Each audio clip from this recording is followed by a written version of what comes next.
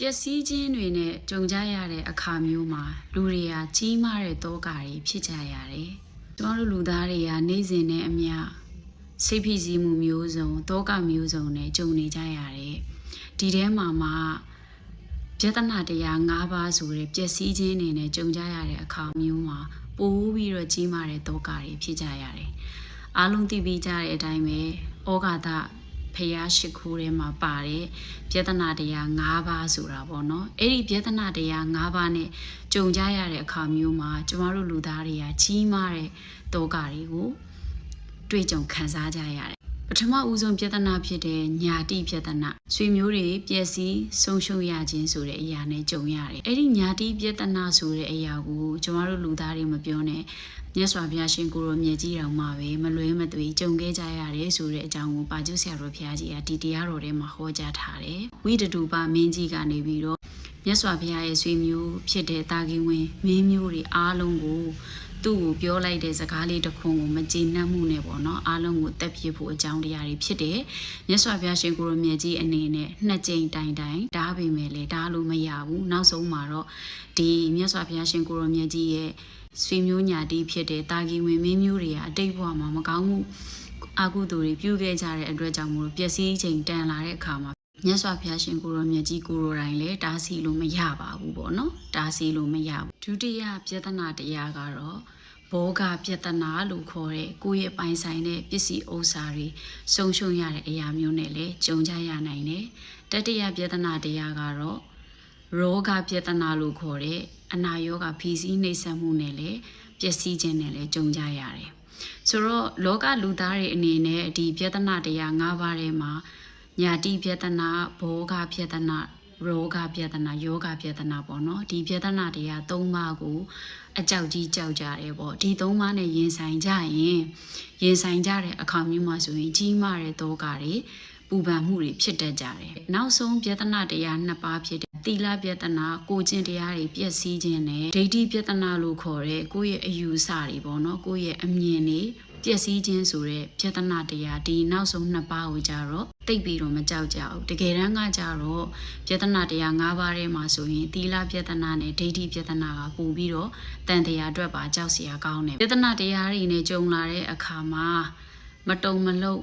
နှလုံးသွင်းမှန်မှန်နဲ့ယောနိသောမနတိကာရပေါ့နော်နှလုံးသွင်းမှန်မှန်နဲ့ရင်ဆိုင်ကြိုဖြတ်ဖို့အတွက်ကိုဒီပါကျုဆရာတော်ဘုရားကြီးရဲ့တရားတော်ကိုကျွန်မကဒီကနေ့နာယူလိုက်ရတယ်ကာတိတိုင်းဗာရာဏသီပြည်ရဲ့ဘယင်မင်းမြတ်ကြီးကိုပေါ့နော်ကောသလမင်းကြီးကနေပြီးတော့တိုင်းပြည်ကိုတိမ့်ပိုက်တယ်ထောင်သွင်းအကျဉ်းချတယ်ပိုင်ဆိုင်မှုတွေအားလုံးကိုတိမ့်ပစ်တယ်ပြီးတဲ့အခါကျတော့မိဖုရားတွေရောသားသမီးတွေရောအားလုံးဆုံးရှုံးပြီးတော့ဘယင်ကြီးကို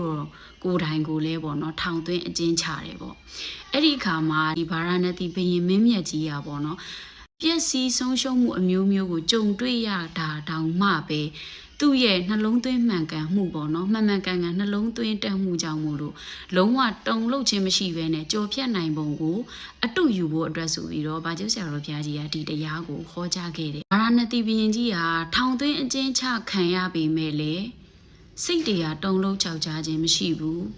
အလွန်အင်မတန်မှတည်တည်ငြိမ်ငြိမ်နဲ့ကြော်ဖြတ်နိုင်တာဟာဘာကြောင့်လဲဆိုတော့တမထကျင့်စဉ်တစ်ခုကိုကျင့်ကြံပြီးတော့ကြော်ဖြတ်နေထိုင်တယ်ပြီးတော့ယောနိသောမနတိကာရဆိုတဲ့နှလုံးသွင်းမှန်မှန်နဲ့နေထိုင်ကြော်ဖြတ်နိုင်ခဲ့တယ်ပေါ့နော်အဲ့ဒီအတွက်ကြောင့်မို့လို့တုံ့လှုပ်ခြင်းအလင်းမရှိဘူးမျက်နာမှာလည်းတိတ်ကိုပေါ်တည်တည်ငြိမ်ငြိမ်နဲ့ဖြစ်နေတယ်ဒါကိုကောသလဘုရင်ကြီးကတွေ့တဲ့အခါမှာအယံ့အံ့ဩတယ်ကိုတိုင်းပြည်ကိုတိမ့်ပိုက်တယ်အမိဖုရားတွေသားသမီးတွေပိုင်ဆိုင်မှုတွေအားလုံးကိုတိမ့်ပိုက်ခြင်းခံရတယ်သူကိုယ်တိုင်ကိုလည်းဒီဘုရင်မင်းမြတ်ကြီးကိုယ်တိုင်ကိုလည်းထောင်သွင်းအကျဉ်းချခံရတာတောင်မှပဲဘုရင်မင်းမြတ်ကြီးရဲ့မျက်နှာမှာတောကဖြစ်နေတဲ့အမူအရာစိုးရင်ကြောက်လန့်နေတဲ့အမူအရာတွေတစ်စက်မှမရှိတာကိုသူအံ့ဩတယ်အံ့ဩတဲ့အတွက်ကြောင့်ကောသလမင်းကြီးကနေပြီးတော့ဗာရာဏသီဘယင်ကြီးကိုပေါ့နော်ထုတ်ပြီးတော့မေးတယ်ဘာကြောင့်ဒီလိုမျိုးနေနိုင်ရတာလဲလို့ထုတ်ပြီးတော့မေးတဲ့အခါမှာဒီဗာရာဏသီဘယင်ကြီးကနေပြီးတော့ကောသလဘယင်ကြီးကိုပြန်ပြောပြတဲ့အကြောင်းအရာတွေကအယံကိုကျမတို့တွေအတုယူစရာကောင်းတယ်ဘာကြောင့်တည်တည်ငြိမ်ငြိမ်နဲ့ကြော်ဖြတ်နေနိုင်ရတာလဲဘာကြောင့်တောကတွေကင်းဝင်းနေတာလဲဆိုတော့တဲ့ဗာရာဏသီမင်းကြီးကကောသလမင်းကြီးကိုဘယ်လိုရှင်းပြလဲဆိုတော့လူတွေဟာတဲ့ဒီပျက်စီးခြင်းတွေနဲ့ကြုံလာရတဲ့အခါမှာတောကတွေဖြစ်ရတယ် တို့ပေမဲ့လေတဲ့ပစ္စည်းဥစ္စာတွေရတော့၎င်းတနည်းနည်းတစ်ချိန်မှာကိုထားသွားနိုင်တယ်တဲ့ဒါမှမဟုတ်လေပစ္စည်းဥစ္စာတွေကိုကိုကတော့၎င်းလေထားသွားနိုင်တယ်တဲ့ဒီအရာကလူတိုင်းမဖြစ်မနေတနည်းနည်းတစ်ချိန်မှာမလွဲမသွေကြုံရမယ်အမှန်တရားတစ်ခုပဲဖြစ်တယ်တဲ့ဆိုလိုချင်တာကဘလောက်ပဲချမ်းသာကြွယ်ဝမှုတွေပိုင်ဆိုင်ထားရတော့လေပဲတနည်းတစ်ချိန်မှာရန်သူမျိုး၅ပါးကြောင့်တော့၎င်းအဲ့ဒီချမ်းသာကြွယ်ဝမှုတွေကိုဆုံးရှုံးရနိုင်တယ်ဆိုတော့ကိုချမ်းသာကြွယ်ဝမှုတွေကနေပြီးတော့ထားသွားရနိုင်တယ်ပေါ့နော်ဒါမှမဟုတ်ရင်လေချမ်းသာကြွယ်ဝမှုတွေကိုထားခဲ့ပြီးတော့ကိုကဥစွာတည်သွားရတာလည်းဖြစ်နိုင်တယ်အဲ့ဒီနှစ်ခုကတနည်းတစ်ချိန်မှာလူတိုင်းဟာမဖြစ်မနေကြုံတွေ့ရမှာအမှန်ပဲဖြစ်တယ်တဲ့အဲ့လိုနှလုံးသွင်းဆင်ခြင်ပြီးတော့နေထိုင်တဲ့အတွက်ကြောင့်မို့လို့မှန်ကန်နှလုံးသွင်းဆင်ခြင်ပြီးတော့နေထိုင်တဲ့အတွက်ကြောင့်မို့လို့သူ့မှာတောကလည်းမရှိဘူးတဲ့ဒီအရာတွေခုလက်ရှိဖြစ်နေတယ်မဟုတ်လေနောက်တစ်ချိန်မှာဖြစ်မှာပဲဒါသိမ့်မှန်တယ်ပေါ့နော်အခုလက်ရှိမှာပဲဖြစ်နောင်ပဲဖြစ်ဒီအမှန်တရားကိုကကြုံတွေ့ရမှာပဲအဲ့လိုကြုံတွေ့ရမှာမှန်တာကိုသိထားတယ်မှန်ကန်နှလုံးသွင်းတတ်တယ်ဆိုလို့ရှိရင်ဘာမှစိုးရိမ်တော့ကဖြစ်เสียမရှိဘူးလို့ဒါဗာရာဏသီဘုရင်ကြီးကနေပြီးတော့ကောသလဘုရင်ကြီးကိုပြန်ပြီးတော့ဖြေကြားတယ်ပေါ့နော်အဲ့ဒီအခါမှာဗာရာဏသီဘုရင်ကြီးကိုကောသလမင်းကြီးကအယံကိုပေါ့နော်စိတ်ထားမွန်မြတ်တဲ့ဘုရင်ကြီးကိုသူထောင်သွင်းအကျဉ်းချထားမိတာနိုင်ငံကြီးကိုသိမ်းပိုက်လိုက်တာမှားပြီဆိုတဲ့တန်ဝေကရတယ်တဲ့အားကြောင့်မို့လို့ကောသလဘုရင်ကြီးကလည်းဒီဗာရာဏသီတိုင်းပြည်ကိုသိမ်းပိုက်ပြီးတော့ဗာရာဏသီမင်းကြီးကိုဘာကြောင့်ထောင်သွင်းအကျဉ်းချလဲဆိုတော့တဲ့ဗာရာဏသီဘုရင်ကြီးစီမှာဒီမယိုးမသားနဲ့ပေါ့နော်အမှုထမ်းခဲ့တဲ့အမတ်တယောက်ရှိတယ်အဲ့ဒီအမတ်ကိုမယိုးမသားလုပ်တာကိုဗာရာဏသီဘုရင်ကြီးကတိသွားတဲ့အတွက်ကြောင့်မလို့သူ့ကိုယာရုကနေချပြီးတော့မောင်းထုတ်လိုက်တာပေါ့နော်နေတံပေးလိုက်တဲ့သဘောမျိုးလုပ်လိုက်တဲ့အချိန်မှာအဲ့ဒီမယိုးမသားလုပ်တဲ့အမတ်ကနေခုနကကောသလဘုရင်ကြီးစီကိုရောက်သွားပြီးတော့ဗာရာဏသီတိုင်းပြည်ကြီးကိုသိမ်းပိုက်ဖို့အတွက်သွေးထိုးပေးတာပေါ့နော်အဲ့လိုအကြောင်းတရားတွေဖြစ်ခဲ့တဲ့အတွက်ကြောင့်မို့လို့သူကဒီဗာရာဏသီတိုင်းပြည်ကြီးမှာအမတ်လုပ်ခဲ့တဲ့အမှုထမ်းခဲ့တဲ့အတွက်ကြောင့်ဗာရာဏသီဘုရင်ကြီးရဲ့အားနည်းချက်တွေအားသာချက်တွေအလှုပ်ဝက်ချက်တွေအကုန်လုံးကိုသိနေတာပေါ့သိနေတဲ့အတွက်ကြောင့်မို့လို့လေဒီကောသလဘုရင်ကြီးကိုလှုပ်ဝက်ချက်တွေပြောပြပြီးတော့လွယ်ကူကူနဲ့သိမ်းပိုက်နိုင်ခဲ့တာပေါ့နော်ကောသလမင်းကြီးအနေနဲ့ဗာရာဏသီဘုရင်ကြီးရဲ့အခုလိုမျိုးမှန်ကန်နှလုံးသွင်းဆင်ခြင်တက်မှုတွေ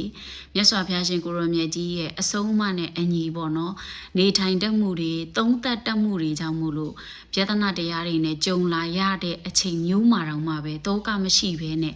တီတီငိမ့်ငိမ့်နဲ့ဖျက်ကျော်နိုင်တယ်ဆိုတာကိုသိတဲ့အတွက်ကြောင့်မို့လို့ဗာရာဏသီဘုရင်ကြီးကိုလည်းသူကအလွန်အင်မတန်မှကိုကြည်ညိုတဲ့မင်းတစ်ပါးဖြစ်သွားတယ်ပေါ့နောက်ဆုံးအဆုံးသတ်မှာတော့ကောသလမင်းကြီးဟာဗာရာဏသီမင်းကြီးကိုအလွန်အင်မတန်မှကြည်ညိုတဲ့အတွက်ကြောင့်မို့လို့သူသိမ့်ပိုက်ထားတဲ့အရာမှန်သမျှတိုင်းပြည်ကြီးနဲ့တကွပြန်လည်ပြီးတော့ပေးအပ်ခဲ့တယ်ဒီတရားတော်ကိုနိုင်ယူလိုက်ရတဲ့အချိန်မှာသိလိုက်ရတဲ့သတိထားဆင်ခြင်ရမယ့်အချက်တွေကဘာလဲဆိုတော့ဟုတ်တယ်ကျမတို့က